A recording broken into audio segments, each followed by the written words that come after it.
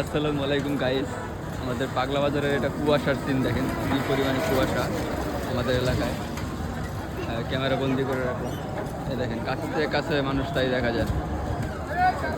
এই সব অবস্থা দেখেন আমাদের নারায়ণগঞ্জের এই পরিস্থিতিটা দেখেন। এই যে অনেক মানুষ ভিডিও করতেছে, তাই আমি একটু ভিডিও করলাম।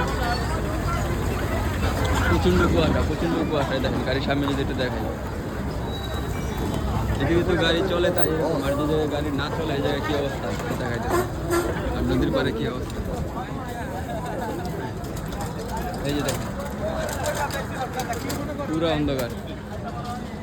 10 হাত দূরে হয়তো দেখা যাবে না এরকম অবস্থা। এইসব জায়গায় কিন্তু প্রচুর রিস্ক, এই কুয়াশার ভিতরে গাড়ি অ্যাক্সিডেন্ট হয়। 10 হাত দূরে রাস্তা দেখা যায় না।